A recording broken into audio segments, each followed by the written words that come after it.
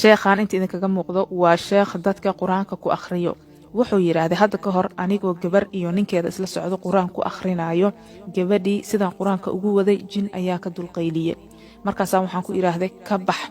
markaas wuxuu yiraahday kama baxay marka waxaan ku iraahdo yiri waayahay ku jir anna quraankan kuugu gubayay sidaan quraanka ugu akhrinayay haddana mar labaad oo qayliyay waxaan ku iraahday ka bax markaas wuxuu yiri waa ka baxaya laakiin shart ayaa uga baxaya markaas waxaan ku yiri shardigaaga sheego muxuu yahay wuxuu yiraahday gabadhan waa ka baxaya sheekhow adiga ayaan korkaaga galaya markaas waxaan ku yiri dib ma lahan ka soo bax gabadha isoo gal aniga gabadhi ayaa qaylisay waxay tiraahday sheekhow ha yeelin maxaa yeelay aniga adiga ayaa ii daaweynayo quraan igu akhrinayo laakiin adiga hadaa xanuunsatid yaa quraanka ugu akhrinayo wuxuu yiraahday dib ma lahan ka soo bax gabadha isoo gal aniga markaas oo cabaar aamusnaaday haddana wuu iska ooyay jinkii markaas waxaan ku yiraahday maxaa ka ooysiye markaas wuxuu yiraahday sheekhow ma og tahay maanta inay shaydaan korkaaga uusan soo gali karin wax shaydaan maanta korkaaga ma soo gali karo shayaadiinta dhammaanta way ka baqanaysaa markaas waxaan ku yiraahday bini aadan soo ma ihi sababta ii soo gali karin maxay tahay markaas wuxuu yiraahday maxaa yeelay saake salaada subax markaa tukatay waxaad akhriday 100 jeer ducadan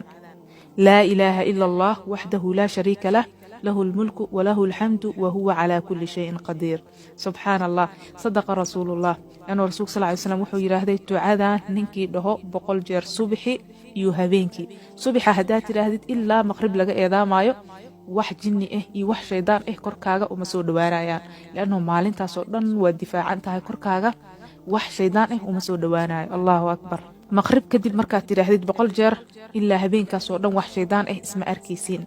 marka ducada waa fudayd laa ilaaha illa allah wahdahu la shariika lah lahu almulku wa lahu alhamdu wa huwa ala kulli shay'in qadir wallahi qisada ugu fiicneed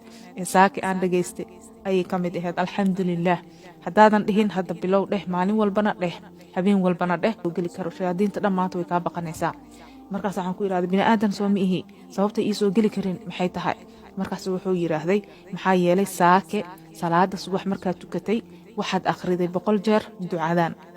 لا إله إلا الله وحده لا شريك له له الملك وله الحمد وهو على كل شيء قدير سبحان الله صدق رسول الله أنا رسول صلى الله عليه وسلم وحو يراهدي تعادا ننكي دهو 100 jeer صبحي iyo habeenkii subaxa hadaa tiraahdi ilaa maqrib laga eedaamayo wax jinni iyo wax shaydaan korkaaga uma soo dhawaanayaan laano maalintaas oo dhan waa difaacan tahay korkaaga wax shaydaan uma soo dhawaanayo Allahu akbar maqrib kadib marka tiraahdi 100 jeer ilaa habeenkaas oo dhan wax shaydaan isma arkaysiin